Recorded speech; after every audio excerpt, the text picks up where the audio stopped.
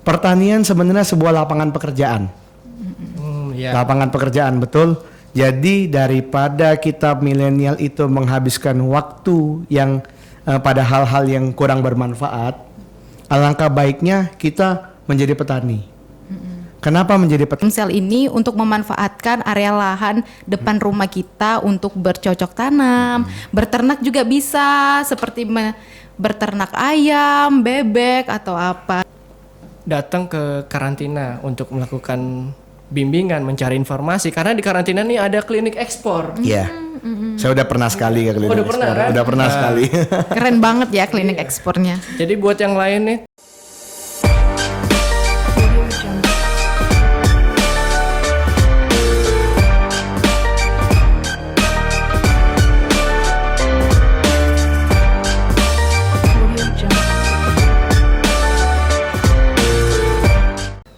halo Sobat Karantina, kembali lagi di Kita Podcast, media berbagi informasi dan silaturahmi karantina pertanian Palembang. Saya, Ardi Rusmana, akan memandu podcast kali ini bersama dengan narasumber kita dari Jaringan Petani Nasional. Yang pertama ada Hilwa Salsabila. Halo. Halo, dia sebagai Wakil Sekretaris dari Himpunan Tani Milenial Sumatera Selatan, dan juga ada Ketua Dewan Pembina Himpunan Tani Milenial Sumatera Selatan dengan Saya dengan Jason Gunawan.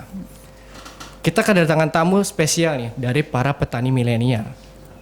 Pertama nih kita mau tahu nih sebenarnya peran petani milenial ini dalam menyukseskan pertanian itu seperti apa sih kok?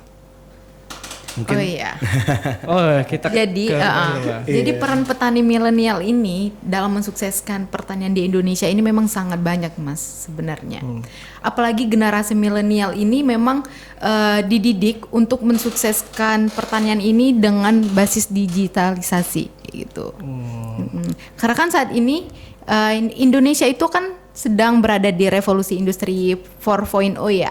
Dan nantinya akan kedepannya itu akan menuju revolusi industri 5.0 di mana sektor pertanian ini kedepannya itu bakalan basicnya itu digitalisasi seperti itu. Dan menjadi sektor yang paling penting juga ya nanti untuk menunjang di masa depan. Benar, karena generasi milenial ini sebenarnya baru sekitar 20% sih kok yang menjadi petani milenial dari hampir seluruh petani di Indonesia gitu. Berarti masih terhitung sedikit ya kalau dilihat-lihat, karena kan kalau Indonesia ini kan memiliki generasi emas kan di 2045, sedangkan masyarakat kita itu didominasi oleh masyarakat milenial sekarang ya pada saat ini. Nah, gimana sih cara mengajak milenial yang lain untuk ikut menjadi petani milenial di Indonesia? Okay. Mungkin pertanyaan ini kita akan lempar ke Jason. Oke, siap. Terima kasih Mas Ardi sudah memberikan pertanyaan kepada saya. Jadi secara prinsip menurut pengalaman pribadi kenapa kita harus menjadi petani milenial? Iya, betul. Gitu. Anak-anak milenial kenapa harus jadi petani, artinya kan. Jadi seperti ini, sebenarnya langkah kenapa kita anak milenial harus jadi petani adalah sebenarnya simpel-simpel aja sih Mas sebenarnya. Pertanian sebenarnya sebuah lapangan pekerjaan. Lapangan pekerjaan, betul. Jadi daripada kita milenial itu menghabiskan waktu yang pada hal-hal yang kurang bermanfaat, alangkah baiknya kita menjadi petani.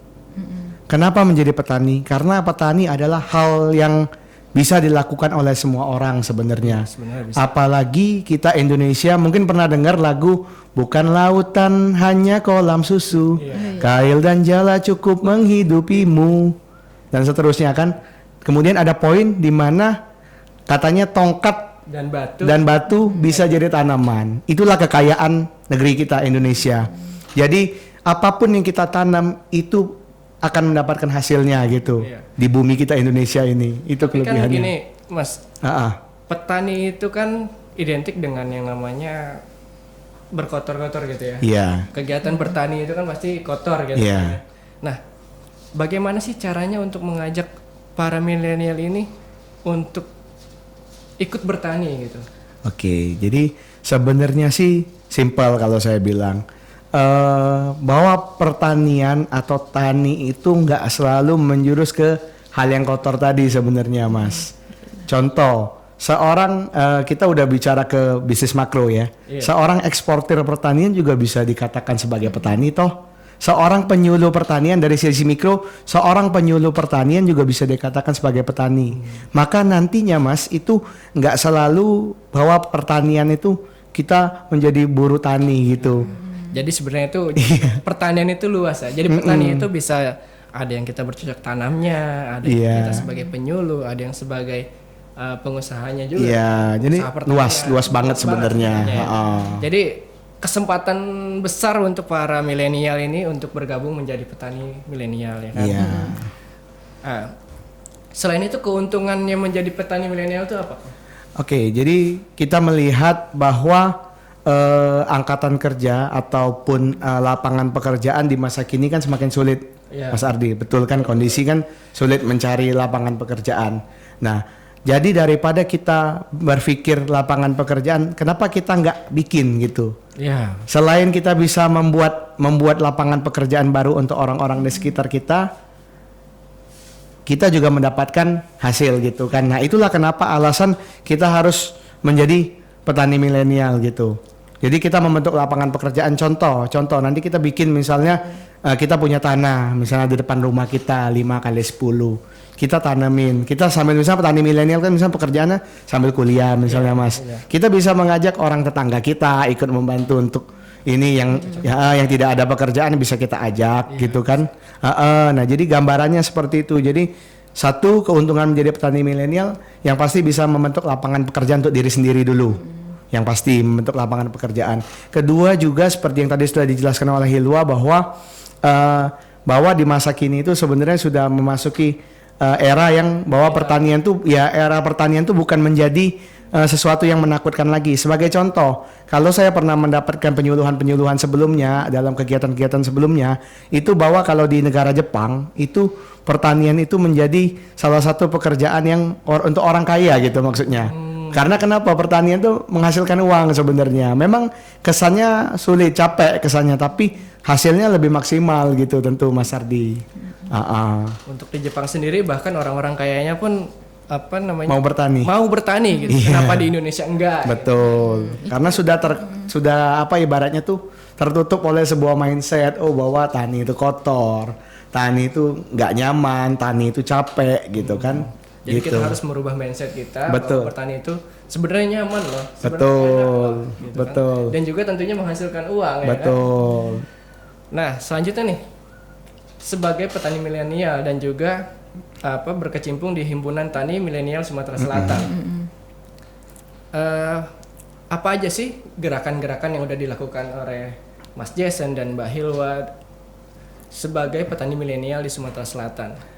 Oke, jadi berkaitan dengan apa yang sudah digerakkan oleh kami, tentu melalui wadah Himpunan Tani Milenial Sumatera Selatan, kita sudah banyak melakukan kegiatan-kegiatan. Tentu kita berusaha untuk memberikan kontribusi bagi masyarakat, dimulai dari kita juga ada mendukung gerakan program pemerintah, gerakan Sumsel Mandiri Pangan, dan juga kita didukung oleh pemerintah juga.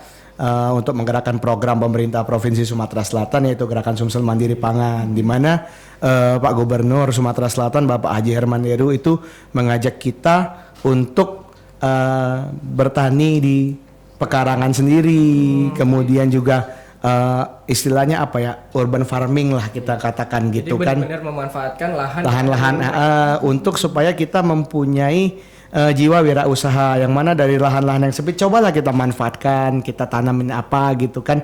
Setidaknya kalaupun tidak bisa dijual untuk penggunaan pribadi rumah kan udah nggak usah beli lagi artinya gitu kan Mas Ardi kan. Setidaknya masyarakat di Sumatera Selatan ini tidak hanya menjadi konsumen, betul, tapi juga berproduksi. Iya. Misalnya kita menanam cabai atau seledri, pakcoy atau kangkung segala macam, kita kan bisa menanam di pekarangan rumah. Itu kan gampang banget. Saya sendiri pun melakukan di rumah saya sendiri gitu. Apa yang ditanam di rumah? Saya tanam pakcoy, cabai, terong. Terong juga. Oh iya. Iya, termasuk durian juga. Cuma durian waktunya agak panjang ya. Saya durian nggak banyak, bukan tanam buat bisnis, bukan, cuma buat happy aja di pekarangan rumah 10 batang saya tanam. Wow, banyak ya Mas Jason. Berarti nanti kalau buahnya udah ada, kami boleh lah ya mampir Boleh, ya. boleh. Makan durian gratis Kita kita. icip-icip ya. Ya, bener. Harus itu. Jadi emang bener Mas Jason ya, memang program dari Bapak Gubernur Sumatera Selatan ini, Bapak Haji Hermanderu ini memang sangat bagus ya, yaitu menyuruh kita masyarakat di Sumsel ini untuk memanfaatkan area lahan depan rumah kita untuk bercocok tanam, berternak juga bisa, seperti berternak ayam, bebek atau apa gitu kan, lumayan kalau udah besar kan ya Mas ya. Betul. Gitu. Emang bagus sekali sih program itu. Nah, sebagai petani milenial juga nih, saya juga mau punya pertanyaan sebenarnya. Boleh. Untuk petani milenial ini biasanya pasarnya itu hanya lokal saja atau gimana? Apa juga melakukan ekspor? Oke. Apa cuman untuk sewilayah Sumatera Selatan atau se-Indonesia? Nah, ini kita penasaran nih sebenarnya. Oke, jadi gini Mas Ardi. Sebenarnya komoditas kita Provinsi Sumatera Selatan ini sangat banyak sebenarnya Mas Ardi. Dimulai kalau kita cerita ke ranah ekspor ya Mas ya, dimulai dari karet, kelapa sawit dan lain sebagainya. Kalau Sumatera Selatan memang kaya akan Betul. komoditas pertanian. Sangat kaya akan komoditas pertanian. Nah, cuman memang dari sisi kita selaku petani milenial itu memang kita juga harus berusaha untuk mencari pasar ekspor gitu kan. Nah, upaya itu sudah beberapa kali kami lakukan. Saya bersama Ketua Umum Himpunan Tani Milenial Sumatera Selatan, Mas Gusti, dan juga ada beberapa peternak dari wilayah Banyuasin. Kami waktu itu sempat ketemu dengan yang namanya Julio Ekspor. Oh iya, Julio Ekspor. Julio Ekspor kan sangat terkenal ya di media sosial. Izin ya Bang Julio, saya sebut namanya di sini. Kita sebut nih Bang Julio Ekspor nih. Kami sudah sempat ketemu, juga sempat mengajak beliau juga ketemu dengan Pak Gubernur waktu itu kan, karena kami rasa bahwa akan banyak hal yang bisa kita kerjasamakan gitu kan. Nah, jadi memang kita udah beberapa kali kita koordinasi kan. Nah, tentu ya masih dalam proses Mas. Kita berusaha untuk memberikan wadah bagi nanti kita masyarakat Sumsel, petani-petani milenial, bahwa nanti ke depannya kita bisa ekspor. Harapannya seperti itu. Dan juga kemarin sempat kita berusaha menghubungi buyer dari Rusia. Kita mau ekspor semangka ceritanya, cuman memang sempat terkendala dengan proses pengawetan. Itu semangka asli Sumatera Selatan? Iya, semangka asli Sumatera Selatan. Rencana mau kita Ada kirim. daerah mana itu? Di daerah dingin lah, pokoknya daerah Oku Selatan itu ada semangka di situ Mas. Berarti di daerah area Bukit Barisan sana lah ya? Iya, daerah Oku Selatan sampai ke daerah Lampung, ada di Liwa juga ada kan, tetangga terdekat kita gitu kan. Nah, cuman memang untuk sampai ke sana ternyata kita terkendala dengan proses pengawetan. Proses pengawetan yang masih mungkin masih dicari solusinya. Iya, sampai berapa minggu kemarin nggak shippingnya. Cuman ya kita pikir-pikir nggak mungkin awet semangka sampai ke sana gitu kan. Kita sudah dapat bayar kemarin sampai dari Rusia. Memang untuk proses pengiriman ini kita perlu mencari solusi yang terbaik. Betul. Kita harus menjaga kualitas agar konsumen atau pembeli dari negara buyer itu percaya sama kita dan bisa beli lagi gitu kan. Betul. Kita kan khawatir juga Mas, kalau kita kirim ternyata sampai situ ternyata sudah busuk, itu kan malah merusak nama baik gitu kan. Merusak nama baik juga ya rugi lah. Rugi pasti. Nah, kalau selain semangka, apa lagi biasanya kemarin udah mencoba untuk diekspor? Kemarin kita sempat mencoba maggot sih. Maggot. Cuman belum dapat buyer kemarin. Tapi yang semangka itu kita sudah sampai ke ranahnya, sampai ke dapat buyer. Cuma terkendala dalam proses pengiriman. Nah, ini kita kebetulan punya anggota HIPMI. Dia seorang peternak di Banyuasin. Itu adiknya kebetulan sedang berkuliah di Rusia. Adik kandungnya berkuliah di Rusia. Nah, itu lagi sempat koordinasi, kita mau cari buyer kalau bisa. Kita mau cari buyer, yang mana buyer itu kita mau tanya komoditas apa yang bisa diambil, yang bisa dibawa yang bisa ngambil komoditas kita apa. Kami sempat ditanya waktu itu, Sumsel punya apa gitu kan. Ya saya jelaskan, kami Sumsel punya karet, punya sawit. Cuman kan memang kalau karet, sawit ranahnya korporasi Mas Ardi. Apa yang kita bisa lakukan selaku milenial. Ya komoditas-komoditas seperti hortikultura bisa, kemudian seperti semangka, buah-buahan itu kita bisa. Yang ada di perkebunan rakyat. Iya. Nah, kalau soal kita berbicara soal regulasi dan perizinan, ya kita bersyukur Mas Ardi, kita dibantu oleh balai gitu kan, dibantu oleh balai karantina gitu kan. Tentunya karena kita emang harus saling bersinergi juga. Betul, karena kita nggak bisa bergerak sendiri, karantina nggak bisa bergerak sendiri. Betul. Petani juga kan pasti memerlukan informasi dari karantina juga. betul. Makanya kita berterima kasih sekali dengan ke Balai Karantina Pertanian Kelas 1 Palembang. Kita banyak sekali dibina. Dalam beberapa waktu yang lalu kita juga diajak dalam kegiatan jaringan pertanian nasional. Di sana juga kita banyak ilmu. Terakhir Mas Gusti ketua umum kita itu diajak ke Padang ya, acara penasnya itu acaranya luar biasa sekali gitu kan. Saya nggak ikut tapi saya memantau dari media sosial gitu kan. Memang luar itu biasa. ajang pertemuan sekaligus mencari informasi Betul. ilmu baru bagi para petani dan nelayan nasional di Indonesia. Luar biasa banget itu. Kita juga dari karantina berterima kasih kepada petani milenial untuk kontribusinya memajukan Sumatera Selatan, membantu para petani juga kan pastinya untuk menjaga kualitasnya sebelum melakukan sebelum mengirimkan barang-barangnya keluar Sumatera Selatan. Ya tentunya nanti Mas Ardi kita akan berusaha untuk mencari yang lebih konkret. Tentu saja dalam hal ekspor ya kita akan berusaha. Ini masih dalam proses, mohon doanya semoga ekspor perdana kita bisa segera terrealisasi apapun komoditasnya gitu kan nanti kan. Karena memang ternyata kita pikir mudah, ternyata harus berusaha juga. Karena memang nggak semua bisa langsung. Betul. Harus ikuti prosedur. Misal di karantina harus lapor karantina dulu. Betul. Uji lab. Betul. Nanti ketika sudah dinyatakan sehat baru bisa untuk diberangkatkan, gitu kan. Jadi mungkin dokumennya ya fitosanitari dan lain sebagainya. Ya.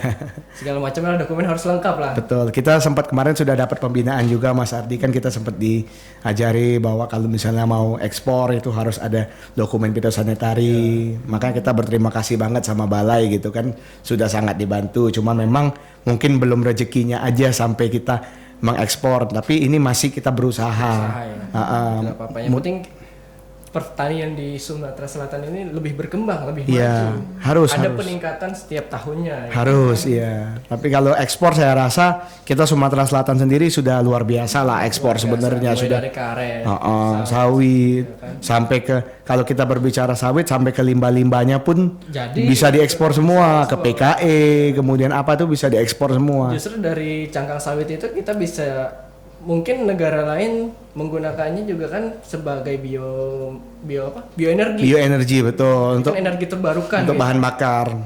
Jadi sawit ini benar-benar bisa digunakan untuk apa aja, bermanfaat. Betul. Mulai dari buahnya, sampai limbahnya gitu kan. Jadi emang banyak sekali ya komoditas-komoditas khas Sumatera Selatan ini untuk diekspor Mas ya. Belum lagi kelapa juga ada. Kopi, kan? kopi itu kan sekarang terkenal kan ya. Karena emang kalau dulu saya pernah dengar bahwasanya kopi khas Pagar Alam itu Robusta itu pernah mendapatkan juara 3 itu di Perancis itu. Iya, saya dulu pernah dengar ya.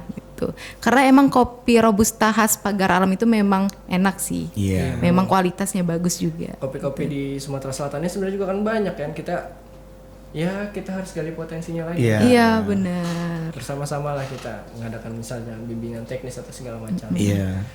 Jadi mungkin request kita Mas dari petani milenial gitu, kalau bisa ada BIMTEK lagi gitu kan. Siap.